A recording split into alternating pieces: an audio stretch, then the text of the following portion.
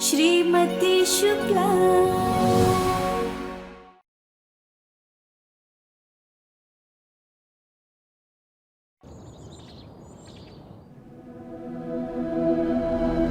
अनुज,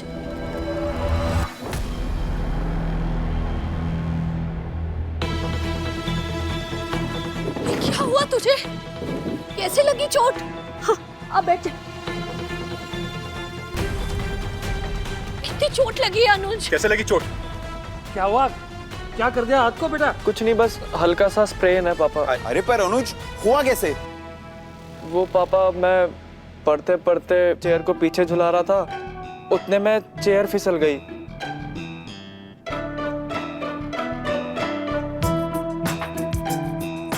क्या सॉलिड कहानी बनाई है भैया ने। सच तो बता नहीं सकते कि बॉल लगी हाथ पर क्रिकेट खेलते हुए।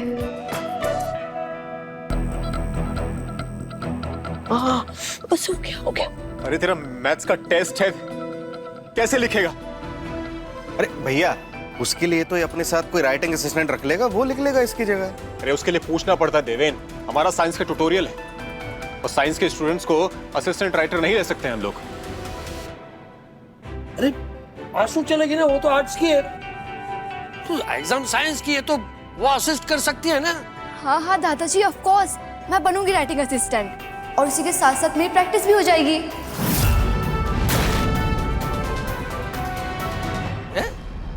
अरे तू आर्ट्स की है, एग्जाम साइंस की है, तेरी प्रैक्टिस कैसे हो जाएगी? नहीं नहीं दादाजी, मेरा मतलब कि मेरी हैंडराइटिंग प्रैक्टिस हो जाएगी। अच्छा।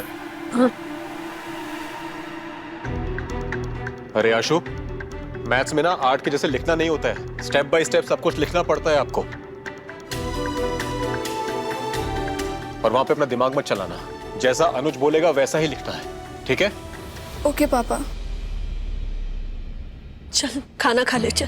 आजा बेटा।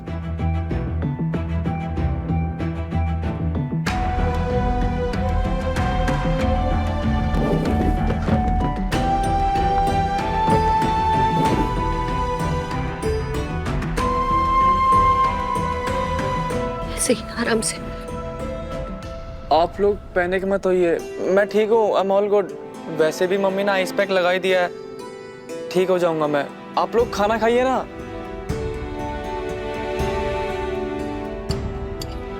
रवि, कल वो अकाउंट वाला ललित भाई कह रहे थे अनीता को तुमने परमानेंट कर दिया, लेकिन नए टीचर्स को पहले हम कॉन्ट्रैक्ट पर रखते हैं 2 महीना और उसके बाद परमानेंट फैकल्टी देते हैं ना।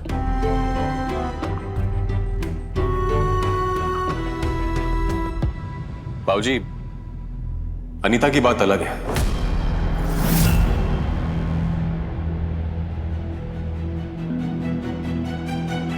वो अब आ गई है पढ़ाने के लिए, तो अब इधर ही पढ़ाएगी, वो कहीं जाने वाली नहीं है।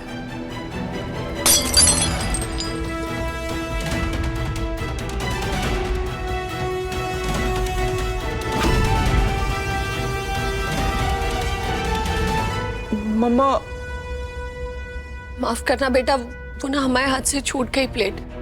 पैर हटा, ये अंदर जाने दे, हम दूसरी प्लेट लाते हैं तुम्हारे लिए।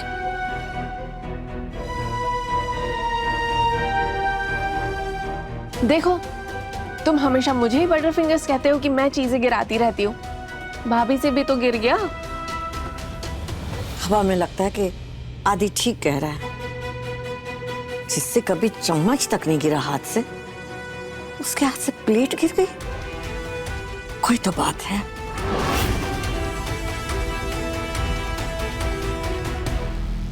नहीं मम्मी जी, वो अनुज गिर गया ना तो हम थोड़े हड़बड़ा गए बस। अरे हड़बड़ाना तो अनुज को चाहिए, उसका फर्स्ट ट्रायल है मैथ्स का। अगर 90% से कम आए ना तो लोग तरह तरह की बातें बनाएंगे, लोगों को झूठ बोलना पड़ेगा फिर से। और बाबूजी, आप तो जानते हैं मुझे झूठ बोलना बिल्कुल पसंद नहीं।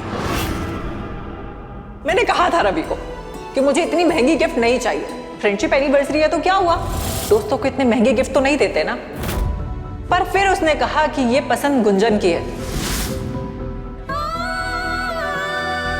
इन्हें झूठ बोलना पसंद नहीं। क्यों बोला अनीता जी से झूठ?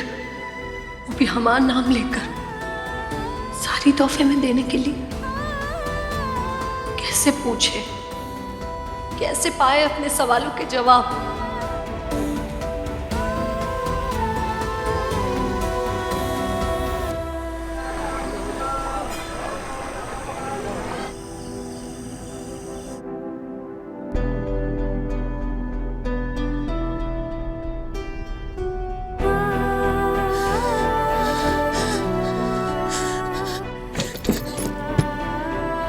फ्रेंडशिप एनिवर्सरी है तो क्या हुआ, दोस्तों को इतने महंगे गिफ्ट तो नहीं देते ना।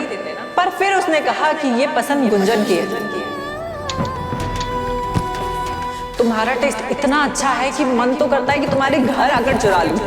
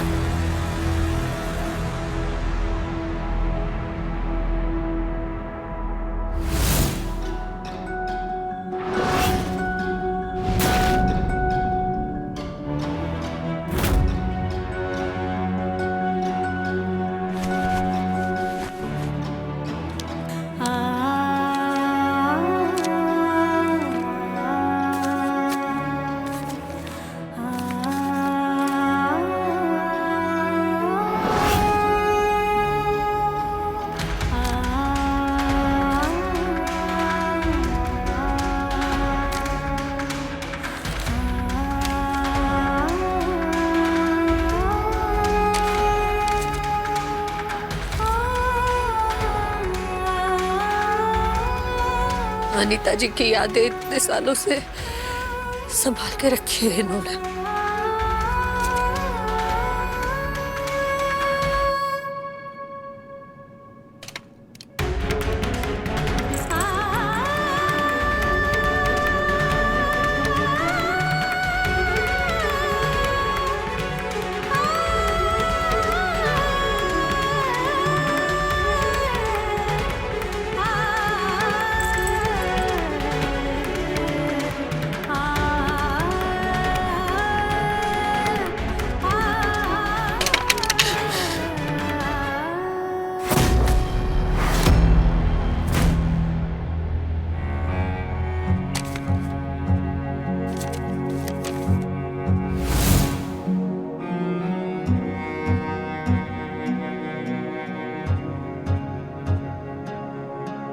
आदरणीय बाबूजी, चरण स्पर्श।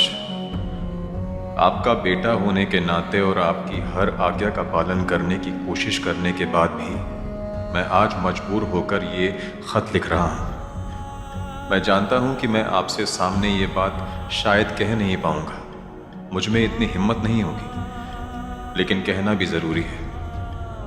बाबूजी प्लीज़, मैं आपसे रिक्वेस्ट करता हूं कि आप जो रिश्ता तय कर रहे हैं ये प्लीज़ मत कीजिए। मैं जानता हूं कि आपने मेरे अच्छे के लिए सोचा होगा, बड़े प्यार से ये रिश्ता देखा होगा और आपकी नज़र में गुंजन एक अच्छी लड़की भी होगी, पर वो मेरे टाइप की लड़की नहीं है। हम दोनों की सोच में, ज़िंदगी को देखने के नज़रिए में बहुत फ़र्क है। मुझे गुंजन पसंद नहीं है बाबूजी, प्लीज़ ये शादी मुझ पर मत थोपिए। अगर ये शादी ज़बरदस्ती हुई तो मैं कभी खुश नहीं रह पाऊंगा। मैंने आपकी हर बात मानी है, आज पहली बार आप मेरी बात मान लीजिए, इस रिश्ते को ना कर दीजिए। आपका आज्ञाकारी बेटा रवि।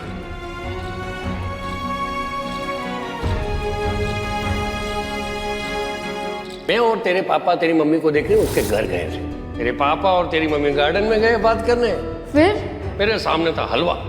अब मुझे बताया गया कि ये हलवा तेरी मम्मी ने बनाया। मैंने एक चम्मच हलवा खाया और तेरे पापा का गार्डन से लौटने का इंतजार भी नहीं किया। मैंने सीधा नारियल उठा के तेरी नानी के गोदी में दे दिया और कह दिया कि आज से आपकी बेटी हमारी हुई। तो मतलब कि अपने पापा का वेट भी नहीं किया और पहले हाँ बोल दिया, मतलब कि बिना पूछे कि मम्मी पसंद आई भी है कि नहीं।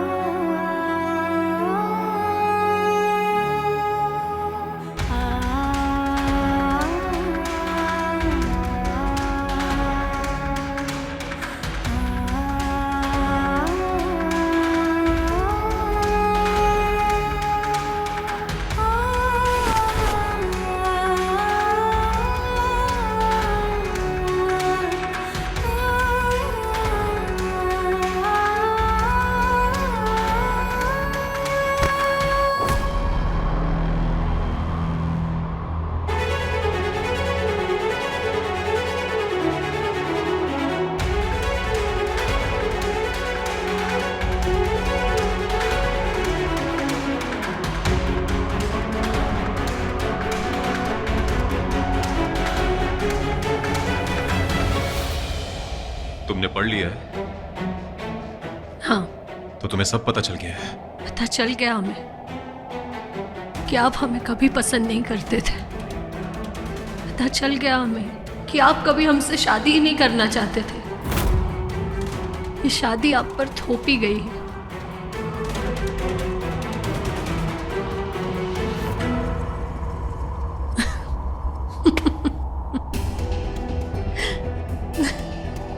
कितने पगलेट है ना हम। हमेशा आपकी पसंद में खुद को ढालने की कोशिश करते रहते थे। 19 साल तक बस कोशिश ही कर रहे थे। हाँ, कोशिश। हमने आपको अपने शेर सिंह की जगह दी। आपके गुस्से को अपना गुरूर समझते थे हम। अपना सब कुछ माना हमने। पर आपके लिए हम कुछ भी नहीं थे, कुछ भी नहीं।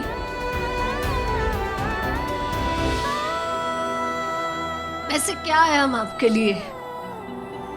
एक बेनाम चिट्ठी जो आपके गले में आकर फंस गई है।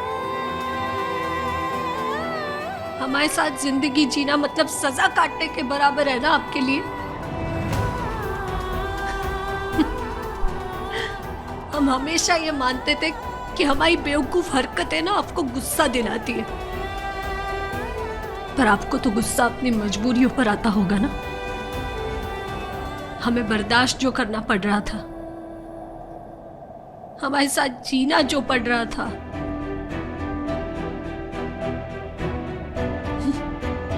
देखिए हमें, फिर से एक बार देखिए, गौर से देखिए। आपकी जिंदगी की सबसे बड़ी गलती है हम। इतने सालों बाद हमारा भरम टूटा है और हम किसी से कुछ नहीं कह पा रहे। सॉरी। हम आपकी पसंद नहीं है, आपके टाइप के नहीं है। तो कौन है फिर आपकी टाइप? अनीता जी।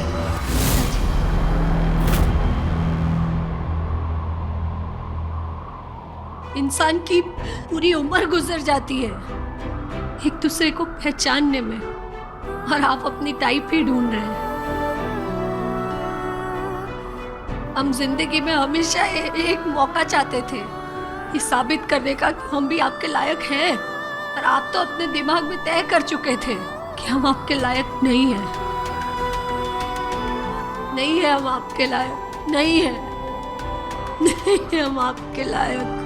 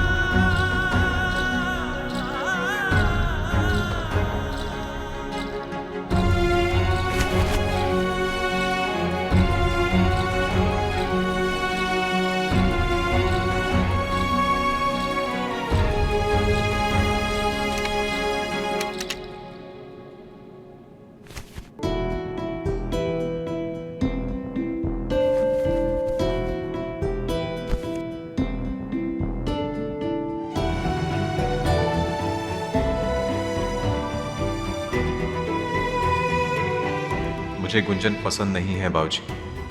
प्लीज ये शादी मुझ पर मत थोपिए।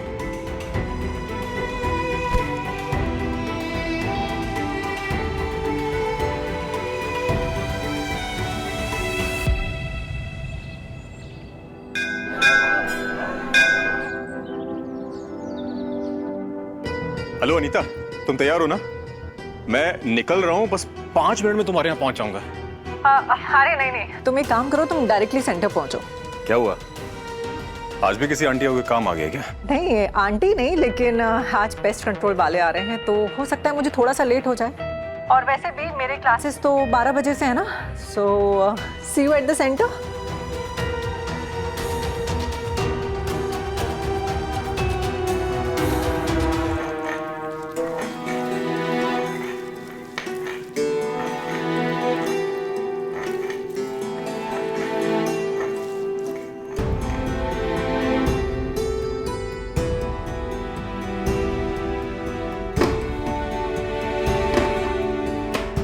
ये क्या दीदी, आज मिक्सर में चटनी पीसेंगी?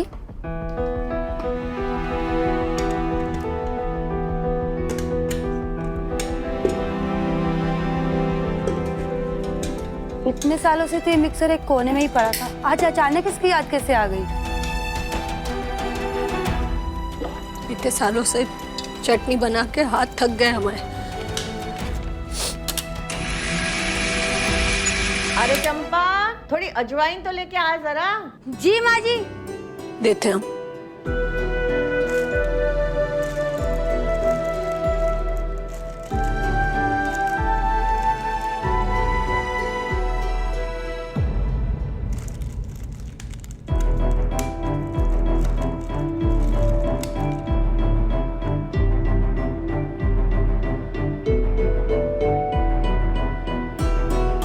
हमारा रिश्ता भी इतना ही नाजुक है। माँ होने के नाते बहुत से फैसले लिए हैं हमने। अनुज का क्रिकेट खेलना छुपाया, आशु का साइंस में एडमिशन दिलाया, उसे कोचिंग करा रहे हैं, और ये सब अपने पति से छुपाया है। उस पति से जो कभी हमें अपनी पत्नी बनाना ही नहीं चाहते थे। उन्हें जब सच पता चलेगा तो ये नाजुक रिश्ता इन झूठों का वजन सह नहीं पाएगा, टूट जाएगा।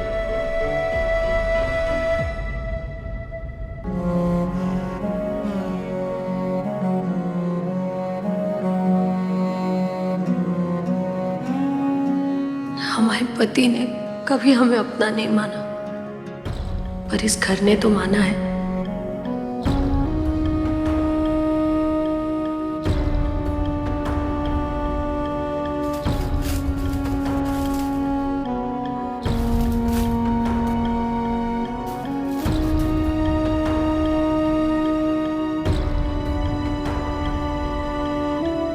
ये आंगन हमारा है, ये घर हमारा है।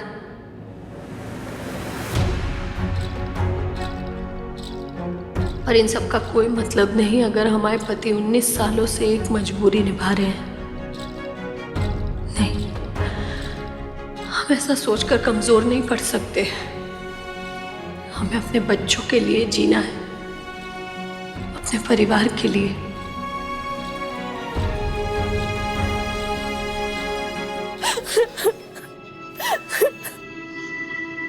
ऐसे कैसे इस बिना पर आपका पति आपको तलाक दे सकता है?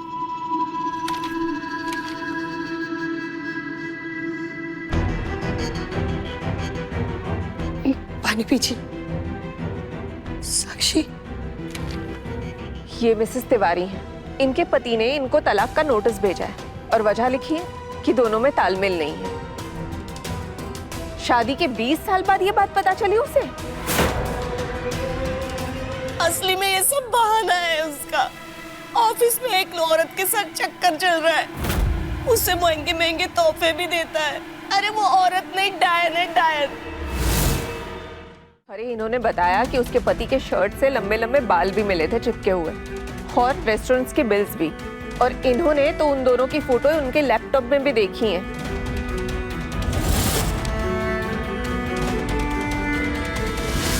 और सोने की बालियों की तो रसीद भी है हमारे पास।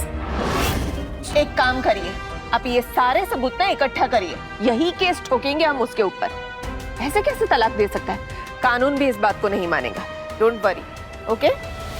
साक्षी, कानून इन्हें तलाक नहीं देगा, लेकिन क्या इनके पति के मन में इनके लिए प्यार और इज्जत जगा पाएगा?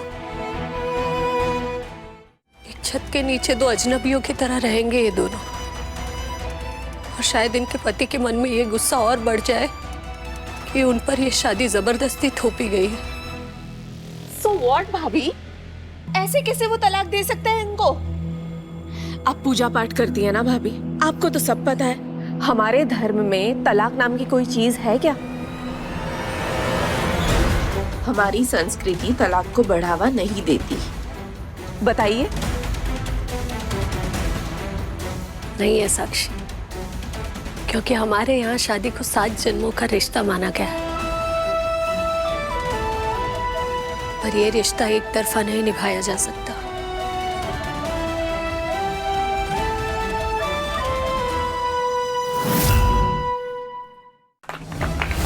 अब अपने मन में कोई झूठी आस लेकर हम नहीं जीना चाहते। आज आपको हमारे सारे सवालों के जवाब देने ही होंगे।